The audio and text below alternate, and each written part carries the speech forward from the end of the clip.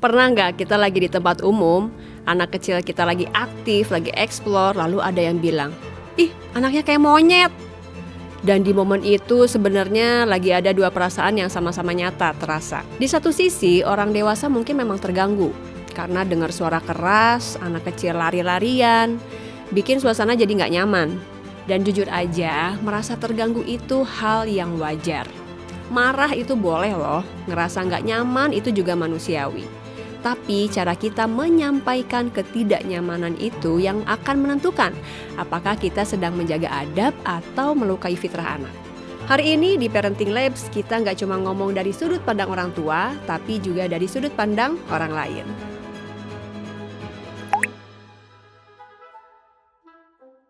Karena hidup berdampingan dengan anak-anak sebenarnya adalah latihan adab bagi orang dewasa.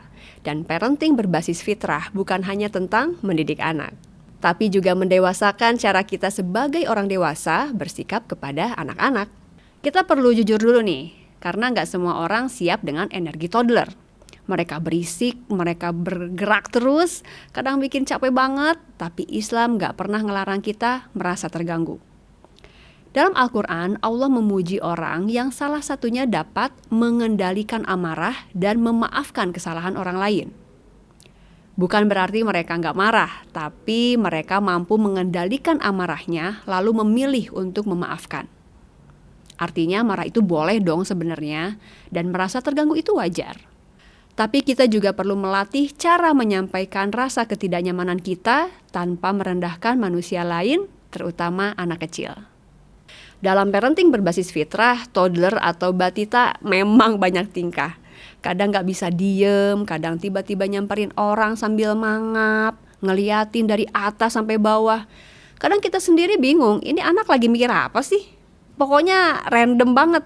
Dan itu adalah hal yang normal, karena di fase ini otak anak lagi berkembang sangat cepat. Tubuhnya lagi belajar koordinasi, keseimbangan lagi dilatih, dan rasa ingin tahunya tuh lagi gede-gedenya. Mereka belum tahu benar atau salah. Mereka belum paham kalau orang di sekitar itu risih sama tingkah mereka. Karena egosentrisnya yang masih tinggi, mereka masih melihat dunia dari sudut pandangnya sendiri. Makanya kadang kalau kita panggil, dia nggak nengok. Dilarang malah ketawa atau malah sengaja melakukan hal yang kita larang. Diminta duduk, malah kabur. Bukan karena anak menantang kita, tapi karena kemampuan untuk menahan diri sebelum bertindak atau istilahnya impuls kontrol si anak ini belum terbentuk. Bahasa gampangnya, gasnya udah ada nih, tapi remnya belum jadi, masih blong. Jadi kalau anak lagi aktif banget, itu bukan berarti orang tuanya gagal ya. Justru itu tanda anaknya lagi tumbuh, lagi berkembang karena sistem perkembangannya sedang bekerja. Fitrah anak adalah senang bergerak dan bereksplorasi. Tugas orang tua bukan mematikan energinya, tapi membimbing arah energinya. Anak itu belajar bukan cuma lewat kata-kata, tapi lewat gerakan. Mereka belajar konsep jauh dekat dari berjalan, belajar sebab akibat dari menjatuhkan benda, dan belajar sosial dari mendekati orang lain. Ya tapi jujur sih, buat orang tua, fase ini tuh melelahkan banget. Kita lagi makan, anak malah naik ke atas kursi. Atau kita lagi ngobrol, terus anak teriak-teriak. Atau pas kita lagi di tempat umum nih, anak tiba-tiba lari ngacir. Dan di momen itu yang muncul bukan cuma capek, tapi rasa takut. Takut dinilai, takut dijudge, takut dibilang gak bisa mendidik, takut dianggap orang tua yang gagal. Apalagi ketika ada orang lain yang terganggu dan sebenarnya merasa terganggu itu wajar. Marah itu boleh, tapi yang sering lupa kita latih adalah cara menyampaikan rasa ketidaknyamanan kita dengan adab. Karena di ruang publik ada dua hal yang sama-sama benar. Ada orang dewasa yang butuh kenyamanan dan ada anak kecil yang sedang belajar menjadi manusia. Kadang orang salah paham nih. Parenting berbasis fitrah itu bukan permisif atau memanjakan, bukan juga membiarkan atau mengabaikan anak melakukan apa aja tanpa arahan. Tetap ada batasan, tetap ada pendampingan, tapi dilakukan sesuai tahap perkembangan anak. Kalau kita lagi di tempat umum dan bawa toddler, kita bisa negur mereka.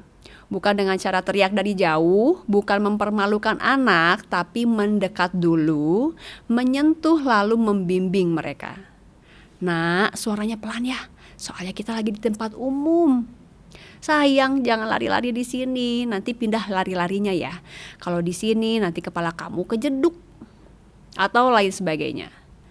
Anak kecil belum punya kemampuan mengatur diri sendiri. Jadi sebelum anak punya self control, kita atau orang tua dulu nih yang jadi remnya. Nanti pelan-pelan rem itu pindah ke dalam diri anak. Jadi kalau tadi kita bicara tentang peran orang tua sebagai pendamping anak, sekarang kita pindah sedikit sudut pandangnya. Karena mendidik anak itu sebenarnya bukan cuma tugas orang tua loh. Anak tumbuh di tengah masyarakat dan masyarakat juga ikut membentuk cara mereka melihat dunia. Artinya, kita semua, sadar atau enggak, adalah lingkungan belajar bagi anak-anak. Mungkin ada dari kita yang pernah menegur anak orang lain dan itu sebenarnya boleh banget, karena kita hidup di masyarakat. Yang sering jadi masalah itu bukan negurnya, tapi cara kita menegur. Kadang niatnya bener, kita terganggu, kita lelah, dan kita pengen suasana kembali nyaman. Tapi tanpa sadar, kata-kata kita justru melukai. Bukan cuma anaknya, tapi juga orang tuanya. Kita mungkin pernah dengar kalimat kayak gini, "Ih, anaknya kayak monyet nih, suka lari-lari. Anaknya gak bisa diatur ya. Ya ampun, ini orang tuanya kemana sih?" Kalimat seperti ini cepat keluar, tapi dampaknya jadi panjang. Anak belajar bahwa dunia adalah tempat yang suka menghakimi. Orang tua ngerasa dipermalukan dan akhirnya yang muncul bukan solusi, tapi defensif. Padahal menyampaikan ketidaknyamanan itu boleh, bahkan sangat perlu. Yang kita ubah bukan perasaannya, tapi bahasa atau kalimatnya. Masya Allah, sepertinya anaknya lagi semangat banget ya hari ini. "Maaf Pak, saya agak terganggu sedikit, boleh dibantu nggak?" Anaknya untuk tenang. Kalimat sederhana tapi tetap menjaga martabat semua pihak. Karena yang namanya adab itu bukan soal siapa yang benar, tapi bagaimana kita tetap memanusiakan orang lain. Kadang kita lupa, anak kecil nggak datang ke ruang publik untuk mengganggu. Mereka datang untuk belajar hidup, belajar suara mana yang terlalu keras, belajar ruang mana yang harus pelan, belajar bahwa ada orang lain selain dirinya. Dan proses belajar itu memang berisik. Kita semua pernah jadi anak kecil yang belum bisa duduk tenang. Tapi bedanya dulu mungkin ada orang dewasa yang sabar. Sekarang giliran kita yang menjadi orang dewasa itu. Jadi hari ini kita belajar dua hal. Buat orang tua, anak aktif itu wajar banget. Tapi tetap dampingi apalagi kalau lagi di tempat umum. Buat orang yang merasa terganggu dengan tingkah toddler, merasa terganggu itu manusiawi dan wajar, tapi dahulukan adab ketika menegur. Utamakan adab yang santun dan penuh hikmah. Karena anak-anak belajar dunia dari cara dunia memperlakukan mereka. Dan ini juga pesan untuk kita sebagai orang dewasa, perlakukan orang lain sebagaimana kamu ingin diperlakukan. Kalian pernah negur anak orang lain juga?